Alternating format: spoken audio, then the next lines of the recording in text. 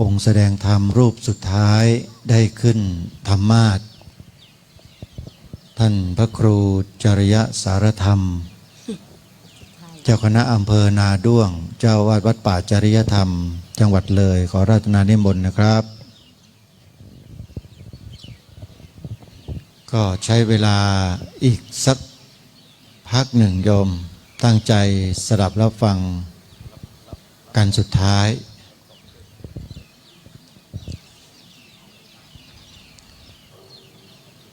สำหรับญาติโยมที่ติดตามรับชมการถ่ายทอดสดและรับฟังการถ่ายทอดเสียงอยู่ทางบ้านในวันนี้เป็น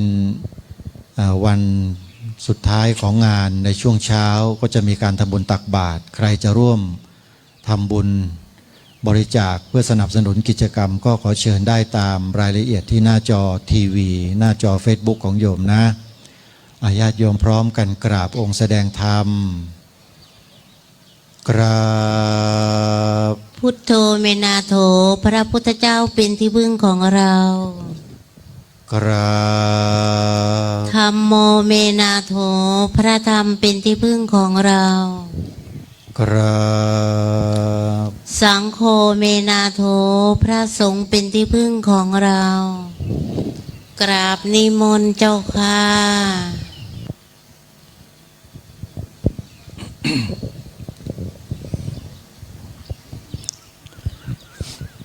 นะโม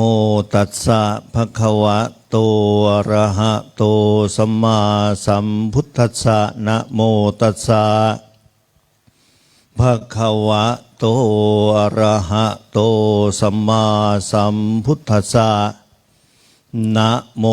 ตัสสะภะคะวะโตอะระหะโตสัมมาสัมพุทธัสสะสัพพะทานังธรรมทานังชินาติขอนอบน้อมต่อพระรัตนตรัยน้อมถวายความเคารพพระเถรานุเถระกับขอโอกาสพ่อแม่ครูบาอาจารย์พระเถระผู้เป็นประมุขประธานสงฆ์ที่มีอายุการพรรษามากกว่ากับผมทุกรูปทุกนามเจริญสุขสวัสดีพี่น้องศรัทธาสาธุชนโยมนั่งตามสบายอาตมามาปลุกแล้วก็จะมาลาลูกคนเล็กนะมาที่หลังหมู่เลยจริงๆแล้วมาทันตอนที่เขากำลังแห่ผ้าพอดีนะเดินทางมาร่วมกับเราเหมือนกับทุกปีที่ได้จัดกันก็ก่อนอื่นต้องขออนุโมทนาบุญกับทุกท่านชิตังเมชิตังเมชิตังเมคือชนะแล้วหนอนะชนะอย่างอื่นก็ไม่สู้ชนะใจตนลูกศิษย์ของพระพุทธเจ้าเนี่ยเราต้องระลึกอยู่เสมอว่าฝึกตนเป็นไปตามคำสอนขององค์สมเด็จพระสัมมาสัมพุทธเจ้าอย่าให้ชีวิตของเราฝากความหวังไว้ที่ใครที่บอกว่าหวังว่าสิ่งนั้นจะบันดาลให้เราจะต้องบันดาลชีวิตเองโดยอาศัยหลักคำสอนนี่แหละที่มีในพุทธศาสนาพระพุทธเจ้าเนี่ยฝึกตนเองจนเป็นผู้ประเสริฐได้รับการยอมรับว่าเป็นมหาบุรุษเอกของโลกโยมนะยิ่งใหญ่มากเลยนะอาตมาอยากให้โยมล้ำลึกอยู่ตลอดเวลาว่าก่อนจะทำอะไรก่อนจะพูดสิ่งใดก่อนจะคิดส่วนใดให้มีพระรัตนตรัยคือพระพุทธพระธรรมพระสงฆ์เป็นที่พึ่งก่อนเลยมีคนอยากเห็นหน้าถ่ายรูปอาตมาก็เป็นพระดาราเหมือนกันนะเอาไงจะให้ยิ้มก่อนนะสาธุมาจากไหนอ่ะสุพรรณบุรีนะเดี๋ยวทีนี้เนี่ยเวลาที่ เราทำกิจกรรมใดๆก็ตาม น้อมลำลึกเป็นพุทธบูชาธรรมบูชาสังฆบูชา แล้วก็ระลึกอยู่เสมอว่า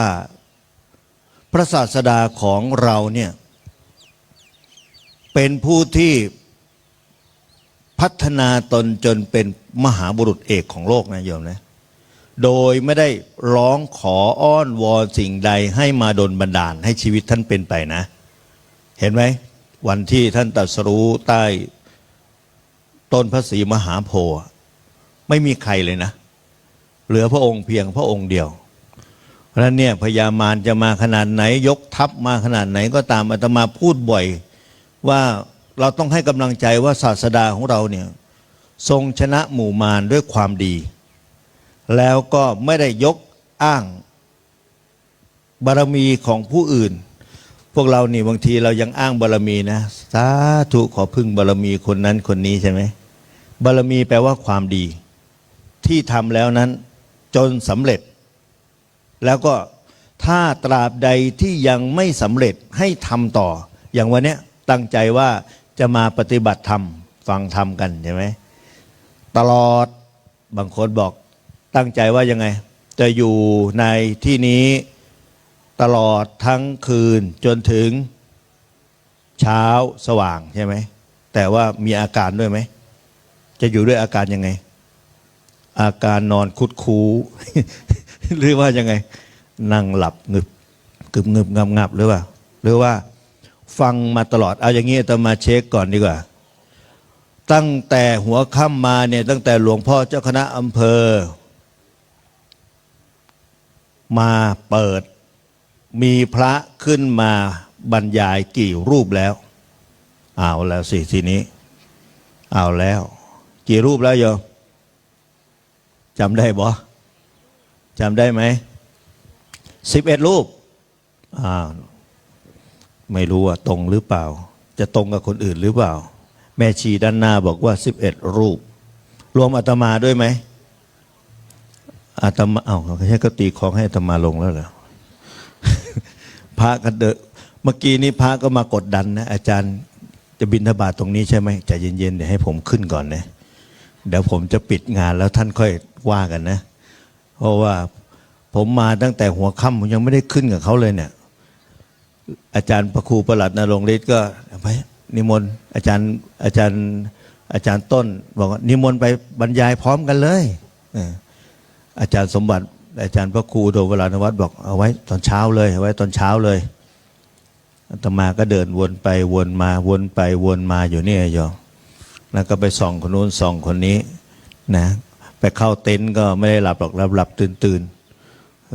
เขาจะเรียกเราตอนไหนวะ เหมือนเป็นลูกเมียน้อยเลยนะ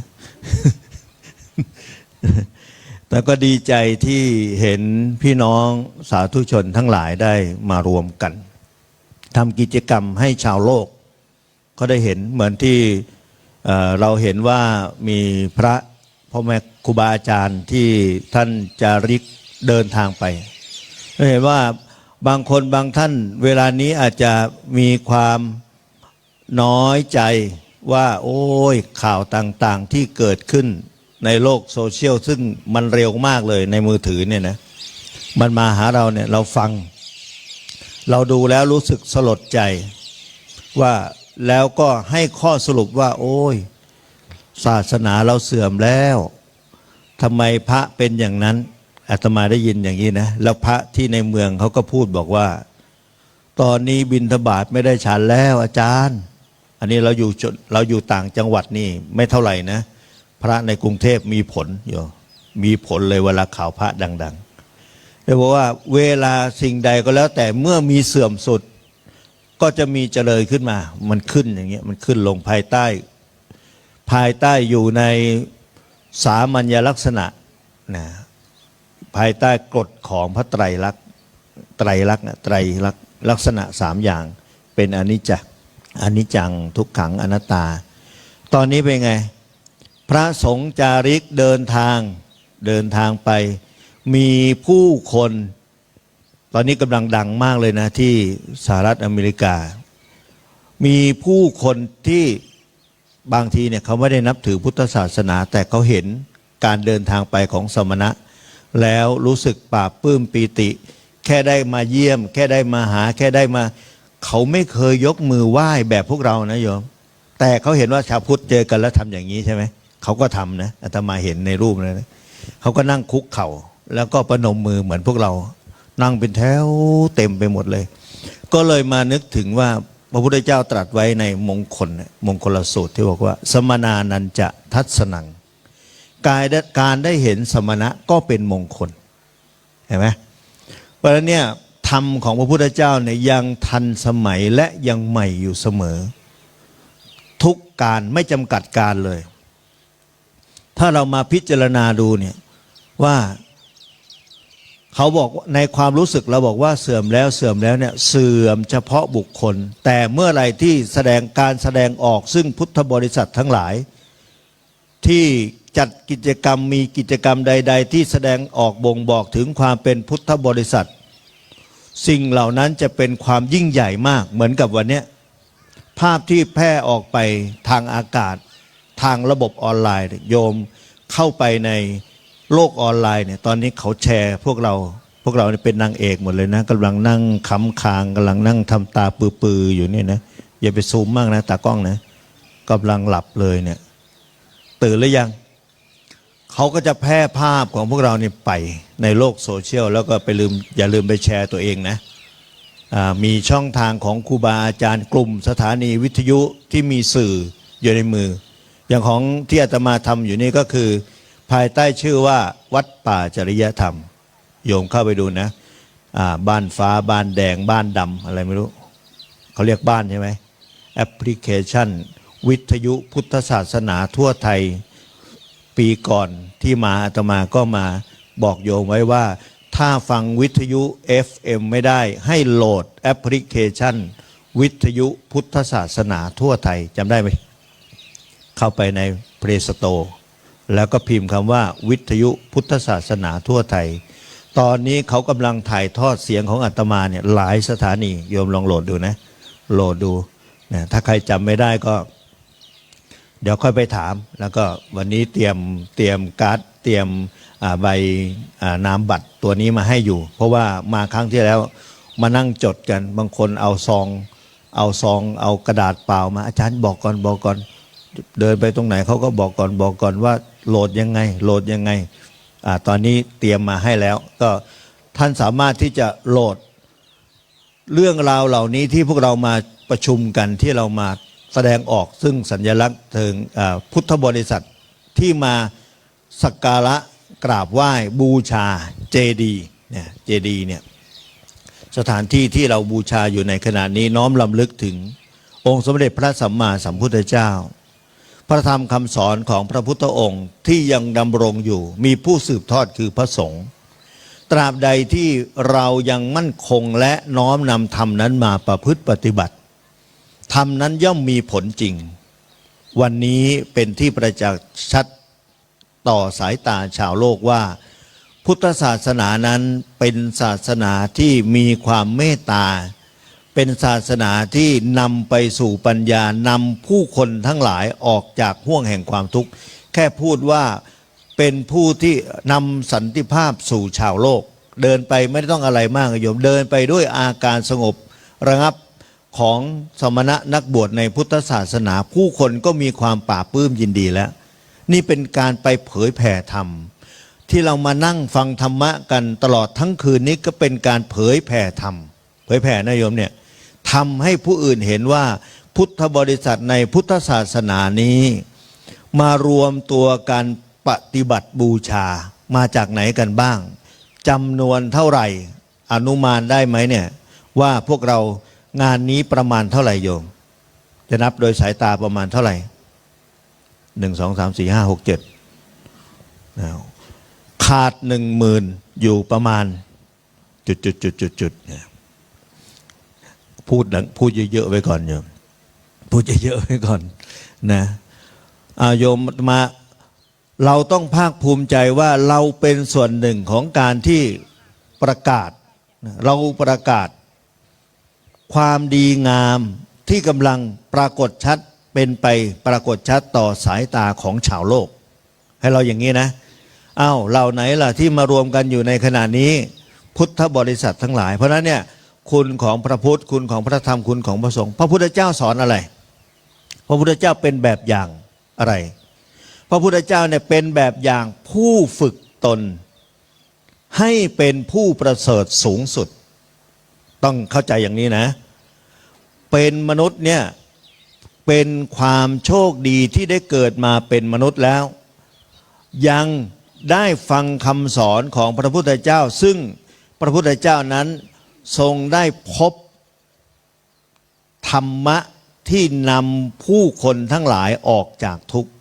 เพราะฉะนั้นเนี่ยทุกข์บีบคั้นภัยคุกคามเกิดปัญหาชีวิตคิดอะไรไม่ออกทำอะไรไม่ถูกลำลึกถึงพระพุทธเจ้าพระธรรมพระสงฆ์ไว้ก่อนเบื้องต้นเลยนะต่อไปนี้เนี่ยโยมจะต้องท่องบทสวดให้ได้ปากเปล่าอาราธนาศีลห้าปากเปล่าด้วยตนเองให้ได้ไหมเนี่ยตัวเนี้ยได้ไหมเอาดังๆก่อนเอาดังๆพร้อมกันนะเอาโยมที่หลับอยู่ลุกขึ้นหันหน้ามาทางนี้ประกาศให้ชาวโลกรู้ว่าเรามาสมาทานศีลห้าก่อนกลับบ้านต่อหน้าอาตมานี่แหละต่อหน้าพระเจดีย์ที่โยมกำลังมองอยู่เบื้องบนนั้นล้อมรำลึกถึงพระพุทธเจ้าพระธรรมพระสงฆ์โดยไม่ต้องให้อาตมานำไม่ต้องบอกอาตมานำว่าตั้งแต่นะโมแล้วก็พุทธังต้นเสียงด้วยนะไปพร้อมๆกันนะจนถึงสุดท้ายศีลห้าเดี๋ยวอาตมาจะสรุปศีลให้ว่าพร้อมๆกันนะโมสามจบ1 2 3นะโมตัสสะภะคะวะโตอะระหะโตสัมมาสัมพุทธัสสะนะโมตัสสะภะคะวะโตอะระหะโตสัมมาสัมพุทธัสสะนะโมตัสสะภะคะวะโตอะระหะโตสัมมาสัมพุทธัสสะพุทธังสารนังคัจฉามิธัมมังสารนังคัจฉามิสังฆังสารนังคัจฉามิทุติยมปิพุทธังสารนังคัจฉามิทุติยมปิธัมมังสารนังคัจฉามิทุติยมปิสังฆังสารนังคัจฉามิตติยมปิพุทธังสารนังคัจฉามิตติยมปิธัมมังสารนังคัจฉามิตติยมปิสังฆังสารนังคัจฉามิติสรณะคัมมนังนิธิตังสาธุปันเตปานาติปาตาเวรมณีสิกขาประทังสมาธิยามิอาทินาทานาเวรมณีสิกขาประทังสมาธิยามิมุเมสุมิสาจาราเวรมณีสิกขาประทังสมาธิยามิมุสาวาทาเวรมณีสิกขาประทังสมาธิยามิสุราเมรยมัชฌัปปมาทัฏฐานาเวรมณีสิกขาปะทังสมาธิยา นิปัญจสิกขาประธานิสมาธิยามิอิมานิปัญจสิกขาประธานิสมาธิยามิอิมานิปัญจสิกขาประธานิสมาธิยามิ สีเลนะสุขติงยันติ สาธุ สีเลนะโภคสัมปทา สาธุ สีเลนะนิพพุติงยันติตัสมาสีลังวิโสทะเย สาธุพัน ศี เต ลนั่นแหละจะนำสุขมาให้นะศีลนั่นแหละจะทำให้เรามีโภคทรัพย์ศีลนั่นแหละจะนำไปถึงนู้นความพ้นทุกข์คือพันนิพพานเพราะฉะนั้นเนี่ยเราชาวพุทธทั้งหลายต้องมั่นคงว่าเรามีพระรัตนตรัยเป็นที่พึ่งสูงสุดในเวลานี้มหาเถรสมาคมได้กำชับพระภิกษุวัดวาอารามต่างๆทั้งหลายว่าให้ทำสัญลักษณ์สิ่งปลูกสร้างต่างๆในพุทธศาสนานี้ให้เป็นไปน้อมไปในพระรัตนตรัยเป็นที่หนึ่งหมายความว่าเราเข้าไปเนี่ยนะเราเข้าไปแล้วเนี่ยต้องไปเคารพพระพุทธเจ้าเคารพพระธรรมเคารพพระสงฆ์รูปเหมือนหรือว่ารูปสักการะอื่นที่เป็นเครื่องเคารพสักการะอื่นๆที่ไม่เกี่ยวข้องในพระรัตนตรัยตอนนี้ท่านให้ตัดลงมาแล้วเพราะฉะนั้นเนี่ยอาตมาก็สังเกตดูนะพาญาติโยมแวะไปทำบุญต่างๆตอนมานี่ก็มาวัดต่างๆก็พยายามเอาใจพวกเราโดยเฉพาะแล้วเนี่ยอาตมาเห็นหลายวัดทำวัดสวยพระพุทธรูปองค์ใหญ่อาตมาก็พาโยมไปจอดรถบริเวณที่ลานจอดรถจอดปุ๊บที่ดักพวกเราอยู่ยังไม่ทันได้ไปกราบหลวงพ่อใหญ่เลยเจอไม้ตะเคียนไว้ก่อนไปหาไม้ตะเคียนก่อนแล้วโยมพร้อมทั้งแป้งในมือเฮ้ยอะไรกันเนี่ยสาธุสาธุสาธุสาธุสาธุโอ้ยอาตมาละเหนื่อยใจกับชาวพุทธเหลือเกินหลวงพ่อก็เอาไปไม้ไปกองไว้เต็มไม่หมดสังเกตนะโยมนะโยมจะไม่ไปกราบพระพุทธเจ้าก่อนใช่ไหมโยมจะไปกราบโอนยักษ์มั่งนะหน้าดำหน้าแดงอยู่เขม็งถึงขมึงถึงอยู่นั่นน่ะไม่ใช่ว่าไม่ดีไม่ใช่ว่าไม่ให้ไม่เคารพแต่ถ้าเหล่านั้นรักษาศาสนาท่านเป็นลูกศิษย์นะยังไม่ได้ไปหาศาสดาเลยที่น่าเสียใจไปยิ่งกว่านั้นพระประธานอยู่ในโบสถ์อาตมาถามโยมเมื่อกี้เนี่ยเข้าไปได้ไปกราบพระในโบสถ์ไหมไม่เห็นเลยโอ้โหเอาใหม่นะโยมนะสอบตกเลยนะเนี่ยตอนนี้เรานี่มันไปทางสายมูเยอะเกินไป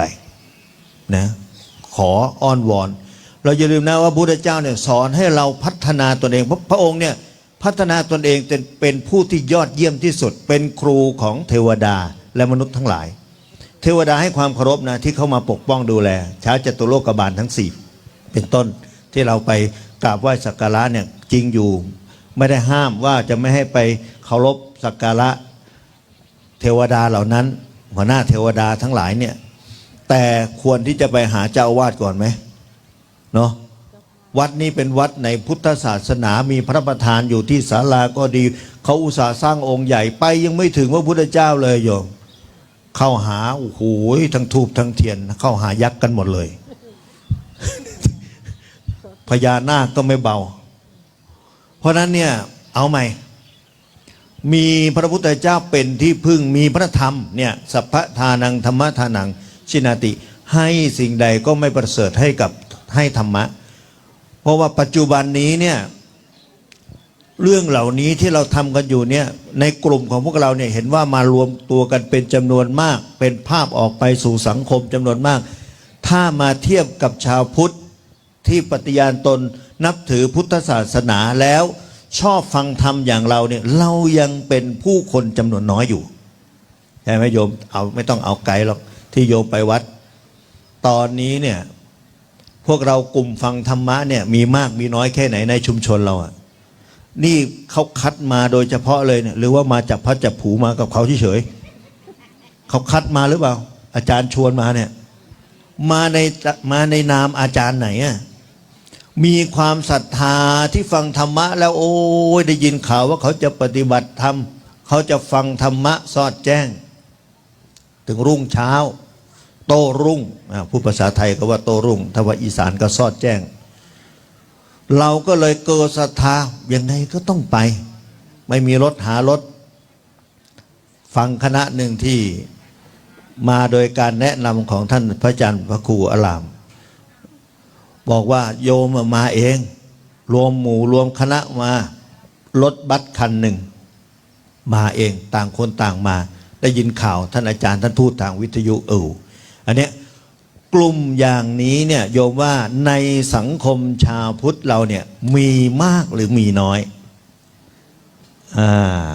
เราโฟกัสเข้าไปนะกลับไปที่วัดเรา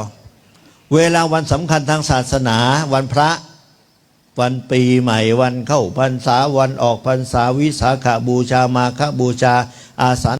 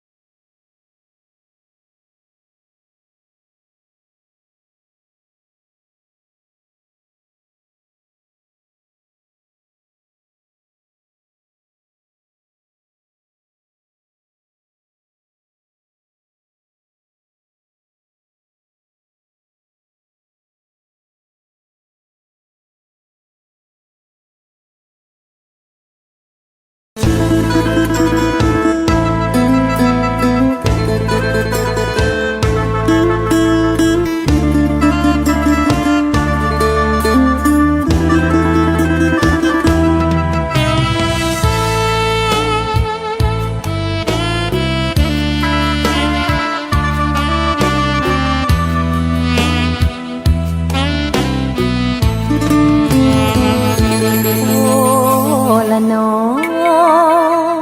โอ้ละน้อง54 ปี ชีวิตที่สร้างมา29 พรรษาใต้ร่มกาสาวพัดศรัทธานำทางส่องใจสว่างงาม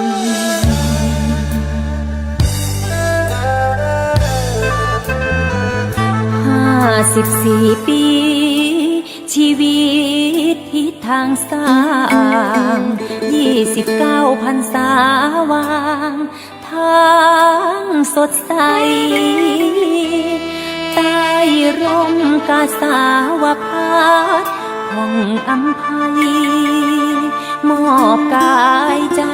ตามรอยบาทประกาศธรรมมุ่งพัฒนาทั้งวัดและพัฒนาคน ให้สิทธิผลความเคล้าเฝ้าเพียรพร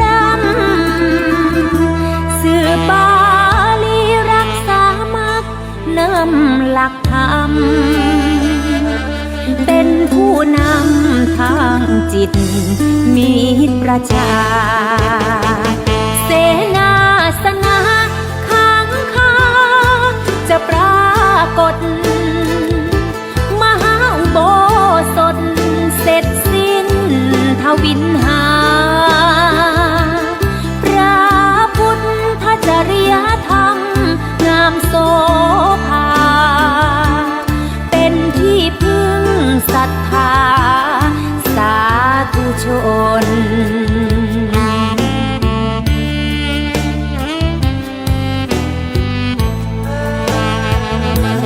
บั้นปลายวางมือถือสงบพิจารณาลมจบสว่างกุศลมองดูสิทธิ์เติบใหญ่คุ้มครองตนรักษาวินัยมงคลภาคภูมิใจ29 พรรษาพิสูจน์จิตที่อุทิศเพื่อทำนำสมัยแม้ไว้ผ่านใจมันกตัญญูชัยส่องแสงธรรมสว่างไสวัยนิรันดร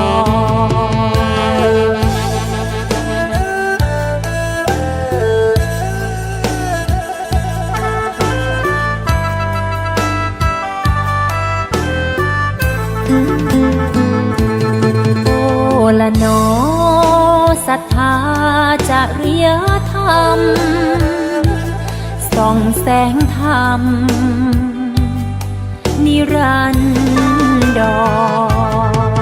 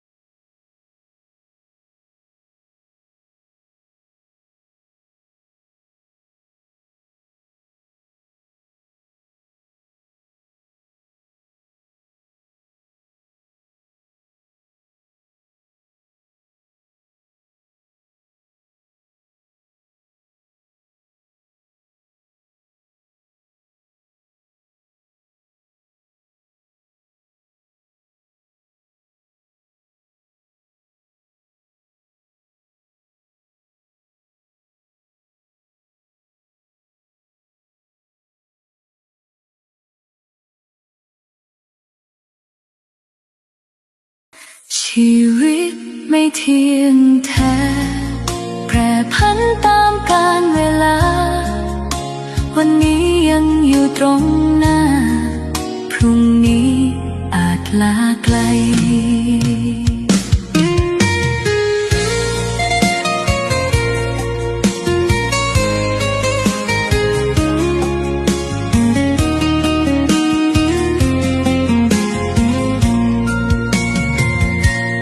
ครูจริยสารธรรมผู้น้อมนำธรรมด้วยเมตตาพระอาจารย์นิรุตผู้ทรงธรรมทั่วลาวัดป่าจริยธรรมธรรมพาโมคือร่มเงาศรัทธาสร้างคนสร้างธรรมสร้างค่านำพาชีวิตผู้คนสิทธิ์ให้รู้ความดีสอนให้มีปัญญาด้วยศรัทธาที่แน่นหนาสืบทอดศาสนาไม่หม่นเหนื่อยยากเพียงใดไม่เคยหวั่นทุ่มเททุกวันด้วยใจอดทนเป็นแสงสว่างของผู้คนจนใจสิทธิ์ผูกพัน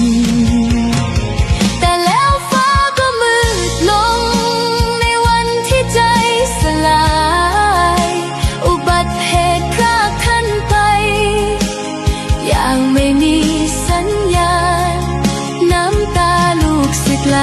รินแผ่นดินยังสถานหัวใจแทบแหลกสลายกับการจากไปแสนเร็วเหลือเพียงความดีที่ท่านสร้างเหลือเพียงเส้นทางที่ท่านสอนเหลือเพียงเสียงธรรมสะท้อน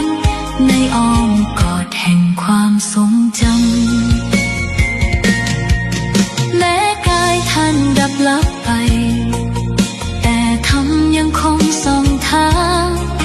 คำสอนยังคงไม่จาง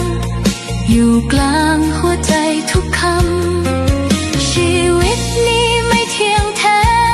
เกิดแล้วดับคือสัจธรรม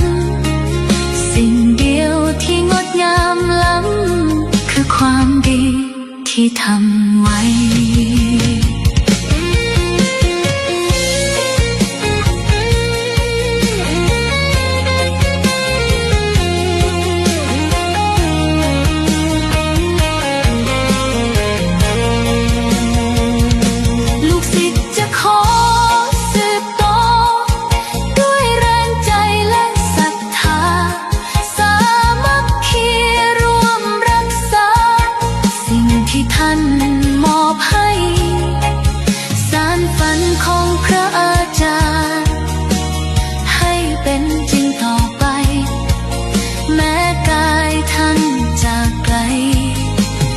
ใจไม่เคยห่างกันแม้วันนี้ไม่มีท่านอยู่เคียงข้างดังวันก่อนแต่ธรรมยังคอยสะท้อนเตือนใจไม่ให้ไหวหวั่นความดีที่ท่านฝากไว้จะส่องทางทุกวัน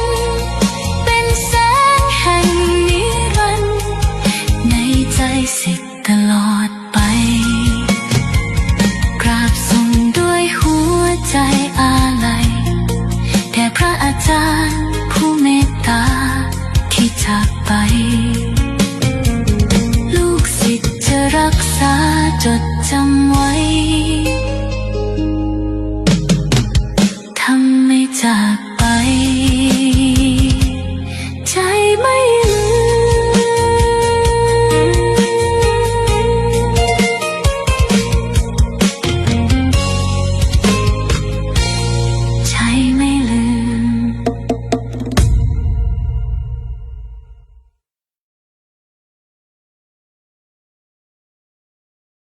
เวบุเพอนันโน ตสุเตสุธรรมเมสุจักขุงอุทธปาทิญาณังอุทธปาทิปัญญาอุทธปาทิเวชชาอุทธปาทิอาโรโกอุทธปา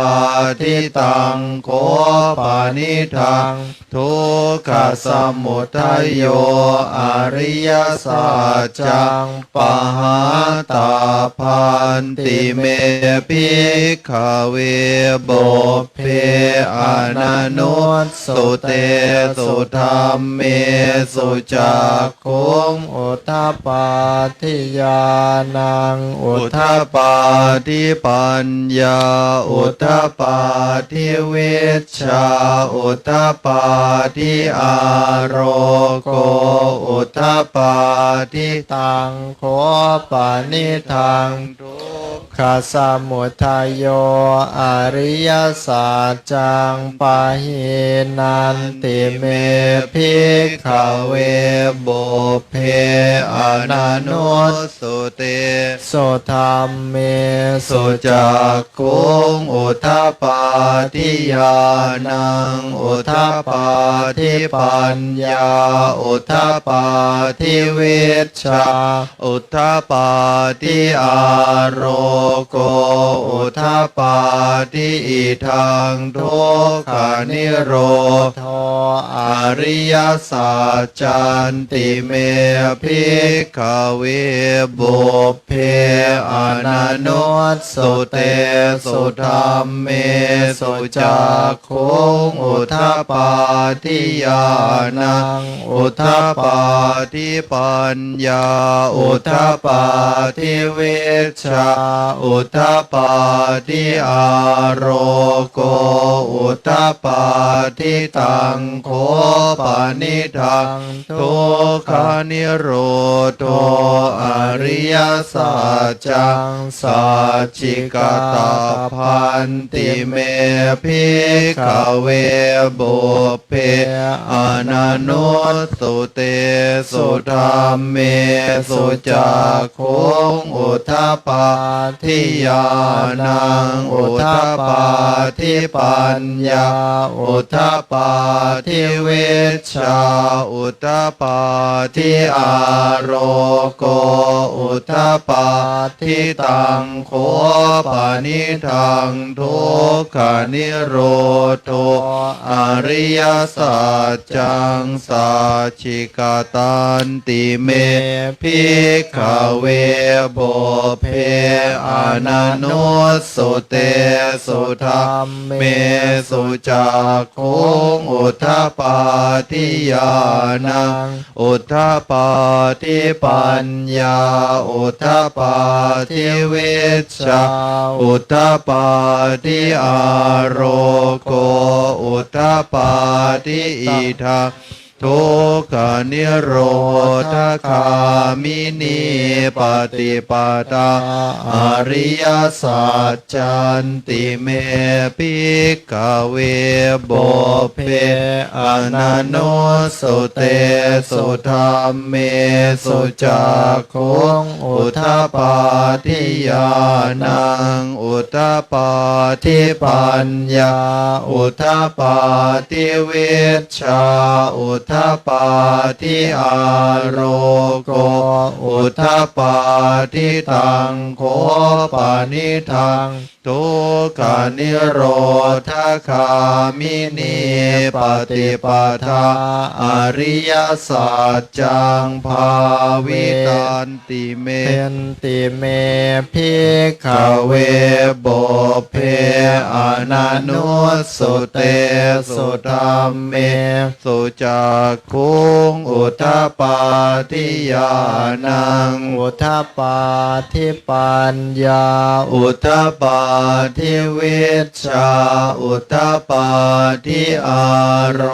โกอุทธปาทิตังโคปานิทังทุกขานิโรธคามินีปฏิปทาอริยสัจจังภาวิตั นติเมภิกขเวปุพเพอนันโนสุเตสุธัมเมสุจักขุงอุทธปาทิญาณังอุทธปาทิปัญญาอุทธปาทิวิชชาอุทธปาทิอาโรโกอุทธปาทิยาวกีวันจะเมภิกขเวอิเมสุจตุสุอริยสัจเจสุเอวันติปริวัตตังทวาทัสสะการังยะถาภูตังญาณทัสสนังนาสุวิสุทธังอโหสิเนวตาวาหังภิกขเวสเทวเกโรเกสมา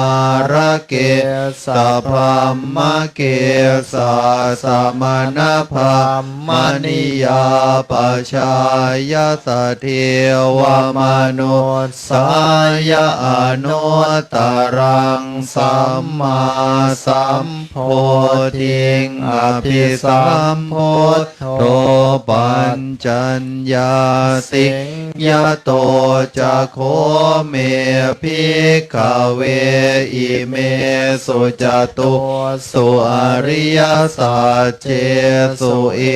วันติปริวัตตังทวาทัสสะการังยะถาภูตังญาณทัสสนังสุวิสุทธังอโหสิอาทาหังภิกขเวสเทวเกโรเกสมาระเก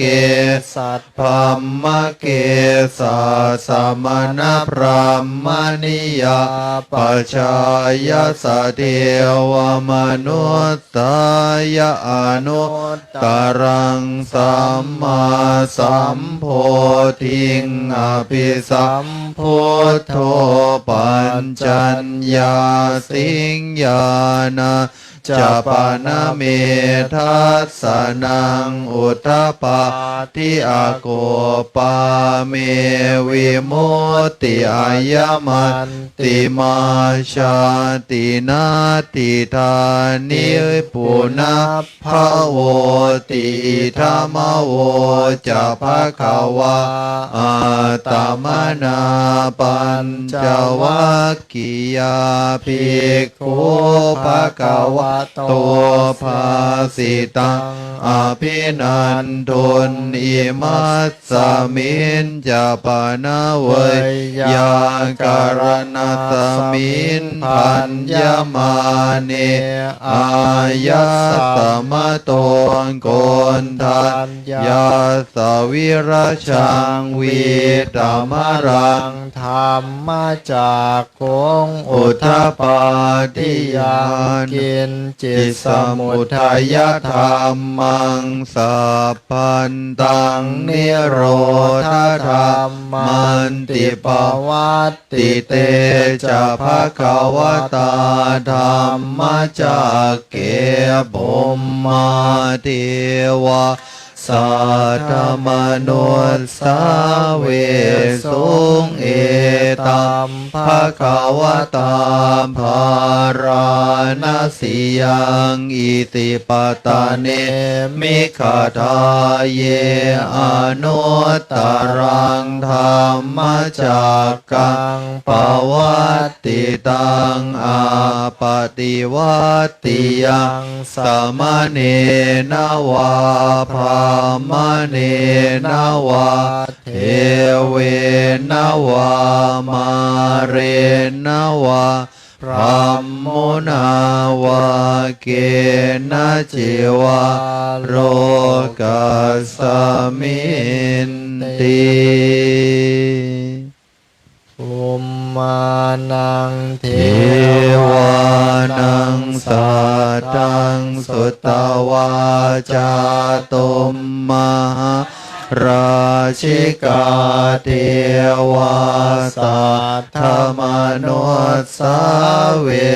สงจัตตุมมหาราชิกานังเทวา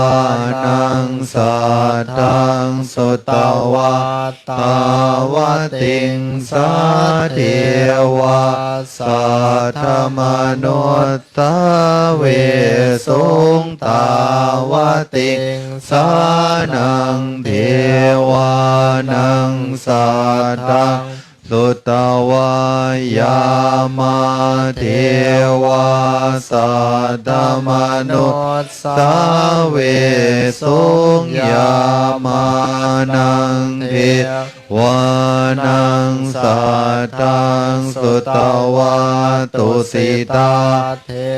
วาสัทธมนุษย์สาเวสงตุสิตานังเทวานังสัทธังสุตวานิมานารติเทวาสัทธมนุษย์สาเวสงนิมานารตินังเทวานังสัทธังสุตวาปรณิมมิตวสวัตติเทวาสัทธมนุษย์สา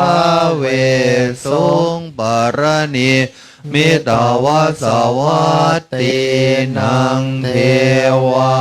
นังสัทธังสุตวาพร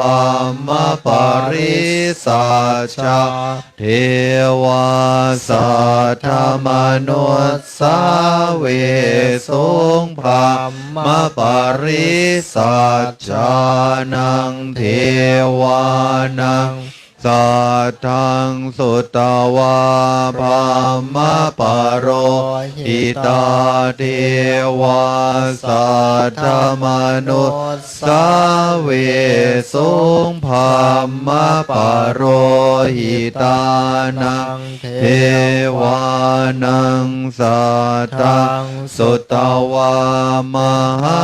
พรหมเทวาสัทธมนุษย์สาเวสงมหาพรหมานังเทวานังสัทธังสุตวาปริตาภาเทวาสัทธมนุษย์สาเวสงปริตาภานังเทวา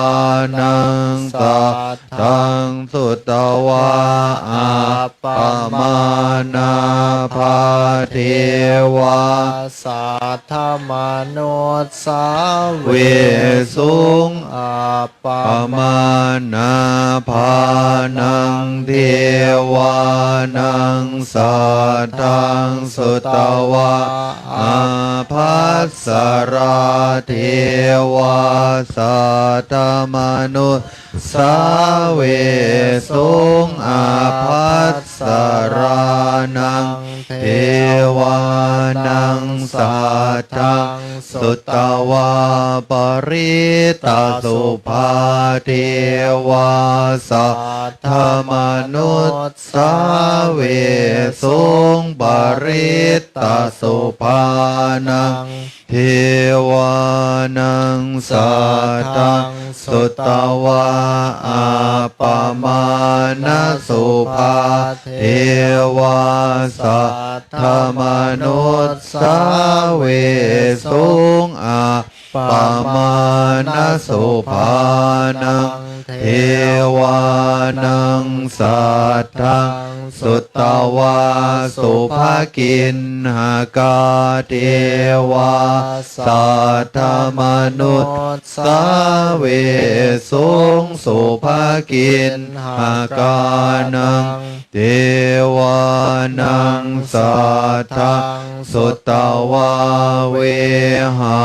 ภราเทวา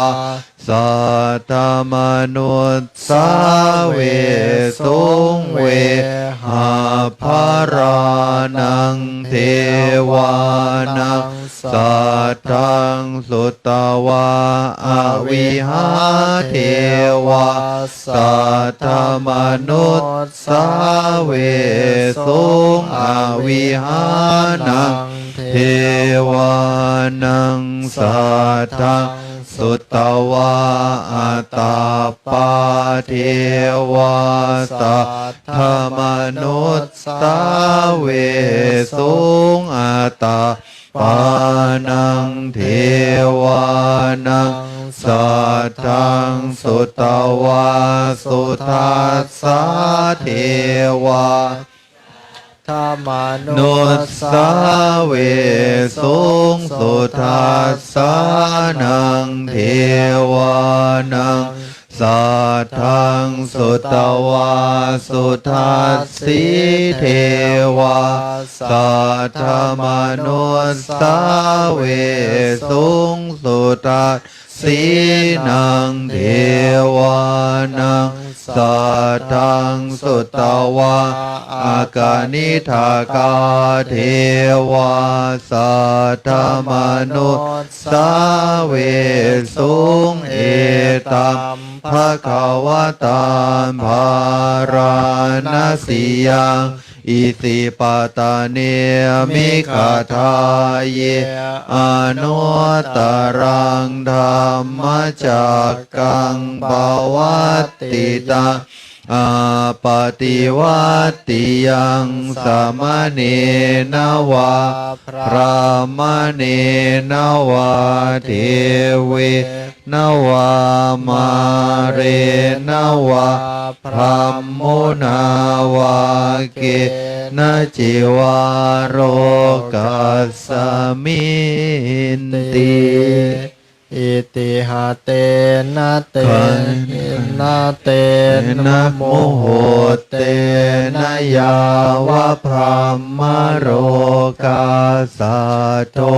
อาโปคาชิอายัญจัตถสัตตหัสสิโรกาธาตุสังกัมปิสัมปะกัมปิสัมปะเวทิอาปะมาโนจะโอราโรโอภาโสโรเกปาตุระโหสิอติกัมเมวะเทวานังเทวานุภาวังอัตถโคภะคะวะอุทานังอุทานเน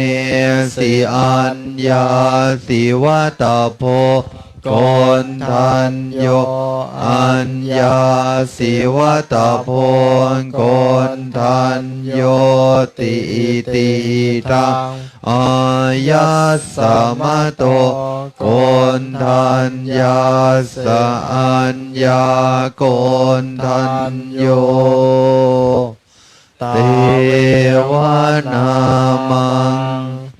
อาโหสิติ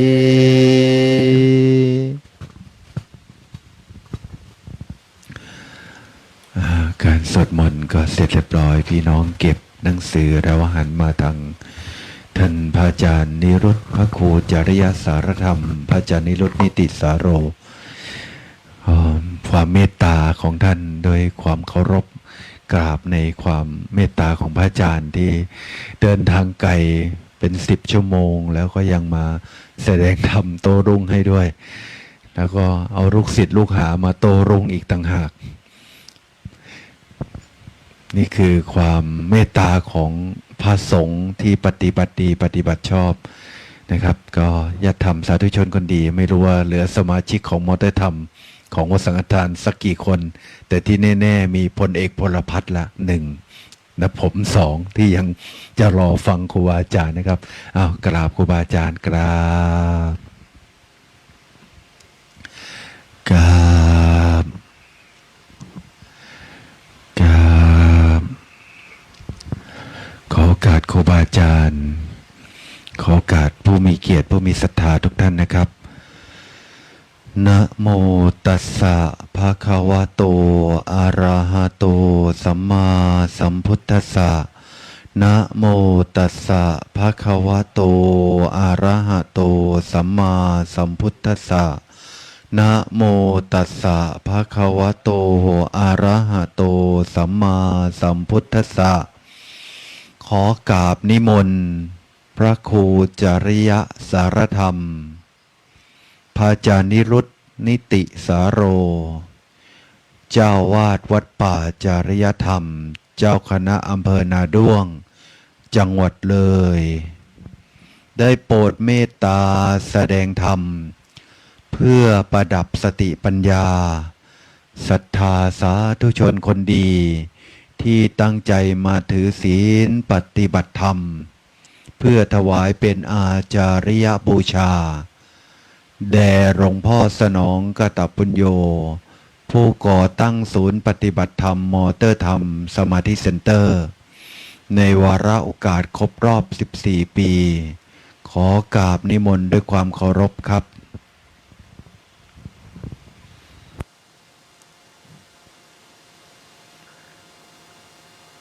นมัตตุรัตนัตยัสสะขอถวายความนอบน้อม ต่อพระรัตนตรัย น้อมถวายความเคารพพ่อแม่ครูบาอาจารย์ทุกรูปที่อยู่ในอาวาสสถานที่ปฏิบัติธรรมแห่งนี้เจริญสุขสวัสดีสาธุชนทุกท่านโยมฟังตามอัธยาศัยนะไม่กล้าพูดคำว่าฟังตามสบายนะถ้าตามสบายแล้วโยมจะไปหมด เหลือแต่ผู้เทศ เวทีนี้ไม่มีพี่เลี้ยงเนี่ยมันเป็นเวทีของนักต่อสู้ที่ไม่ต้องหันไปดูใครไม่ต้องรอว่าใครจะมาเป็นผู้ช่วยเราหรือถ้าไม่ไหวแล้วเขาจะโยนผ้าขาวให้เราหรือเปล่าให้เราหยุดสู้ ไม่ต้องนะคือเป็นเรื่องราวของนักต่อสู้ที่มีอยู่ในศาสนานี้มีผู้ที่ทำมาก่อนแล้วก็ยังมีผู้ที่ทำอยู่แล้วก็ได้ผลแก่ตัวเองและผู้ที่ทำนั้นก็มั่นใจว่าสิ่งที่ทำอยู่นี้เป็นประโยชน์สูงสุดมีค่าล้นมีค่าเลิศที่สุดทรัพย์ใดๆในโลกนี้ที่มีอยู่ที่เป็นรูปธรรมที่มวลมนุษย์ใช้สอยอยู่แล้วก็ต้องการไขว่คว้าบางคราวก็แย่งชิงกันให้ได้มาจนบางทีทำให้ผู้ที่อยากได้ต้องพาตนเองไปอยู่ในมุมที่ตัวเองก็ไม่เข้าใจเหมือนกันว่าเราจะไปแย่งขนขวายไขว่คว้าเพื่อที่จะให้ได้มาซึ่งสิ่งใด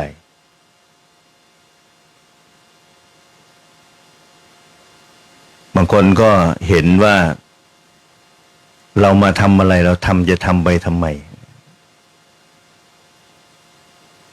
หาทางออกให้กับชีวิตไม่ได้ทั้งที่ต่อสู้มาทั้งชีวิตตั้งแต่เกิดมารู้ความแต่พอหันเข้ามาทางธรรมนี่มีทางออกมีคำตอบให้กับชีวิตเราคนทั้งโลกอาจจะมองว่าสิ่งที่เราทำอยู่นี้คนส่วนใหญ่เขาไม่ทำกัน แล้วยังมีกลุ่มคนกลุ่มเนี้ยที่ยังทำกันอยู่ แม้สังคมโลกส่วนใหญ่อาจจะมองไม่เห็นหรือไม่เห็นด้วยกับการกระทำอย่างนี้ของเรา แต่เหล่าพระอริยเจ้าทั้งหลายท่านยังคงมั่นคงและยังคงสืบทอดปฏิปทารูปแบบการปฏิบัติอย่างนี้เป็นเวลายาวนานในศาสนานี้มีสงฆ์สาวกของพระผู้มีพระภาคเจ้ารับรองในธรรมนี้ว่าปฏิบัติตามแล้วเห็นผลจริงได้ผลจริงและทำให้ตนเองรู้ว่าเราทำเพื่อสิ่งใดแล้วก็ได้สิ่งใดในการกระทำมีคำตอบทุกการกระทำเมื่อขึ้นมาบนเวทีนี้แล้วมีคำตอบว่าเราเป็นนักต่อสู้เพราะฉะนั้นต้องให้คุณค่าให้ความหมายของตนเองว่าสิ่งที่เราทำอยู่นี้เป็นสิ่งที่ประเสริฐเป็นแนวทางการดำเนินของพระอริยเจ้าที่ท่านปฏิบัติมาแล้วท่านก็รับรองทำสืบต่อกันมาว่าหนทางเนี้ยที่กำลังปฏิบัติกันอยู่เนี่ยสามารถพาพวกเราเนี่ยออกจากทุกข์ได้จริงเพราะฉะนั้นเนี่ยสังคมอาจจะมองเห็นเราในรูปแบบใดก็ตามแต่เราก็เข้าใจว่าเรากำลังทำในสิ่งใดที่เป็นประโยชน์เกื้อกูลกับชีวิตเราอย่างไรถึงแม้ว่าการกระทำอย่างนี้จะมีพวกน้อยเพราะว่าพวกส่วนใหญ่ที่เขาแสวงหาเนี่ยก็หาทรัพย์ภายนอกเราสละทรัพย์ภายนอกเพื่อมาแสวงหาทรัพย์ภายในปลีกออกจากครอบครัวจากบ้านจากเรือนเพื่อมาอยู่ในสถานที่ทางธรรมะท่านเรียกว่ารมณียะที่มันเหมาะควรแก่ผู้ตั้งใจมาบำเพ็ญศึกษาดูตัวเองเพื่อมาทำที่สุดทุกข์ให้รู้แจ้งในทุกเหตุของทุกข์ความดับทุกข์เดินสู่หนทางมรรคเนี่ยที่จะไปสู่ความพ้นทุกข์นั้นที่เราสวดไปเมื่อสักครู่นี้ธรรมจักรกับปวัตตนสูตรท่านพูดเรื่องนี้ท่านสอนเรื่องนี้มันเห็นว่า หนทางเส้นนี้เนี่ยมีแต่เพียงลำพังเราเท่านั้นที่จะเดินไปให้ถึงเส้นชัยเป้าหมายสุดท้ายแล้วต้องไม่มีใครแล้วก็ไม่เหลือใครไม่มีใครเป็นภาระใครไม่มีใครเป็นเจ้าของใครแม้แต่ผู้ที่ปฏิบัติอยู่ก็ละความเป็นเจ้าของความเป็นผู้ปฏิบัติเหลือแต่ความเข้าใจเราจะเห็นว่าสิ่งต่างๆที่ลุมเล้าเข้ามาในชีวิตมันมีหลากรสมากเลยเราแค่วันเดียวเนี่ยที่เรามุ่งหน้ามาสู่สถานปฏิบัติธรรมแห่งนี้เจ้าของสถานที่บอกว่าก่อนจะมีสถานที่แบบนี้ให้เราได้มานั่งปฏิบัติเริ่มมาจากการเสียสละแล้วก็ตั้งใจจากครอบครัวหนึ่งก็อาจจะบุคคลคนหนึ่งหรือสองคนเริ่มคิดเริ่มทำแล้วก็ปรึกษาหารือกันแล้วก็ได้รับ การสนับสนุนในที่นี้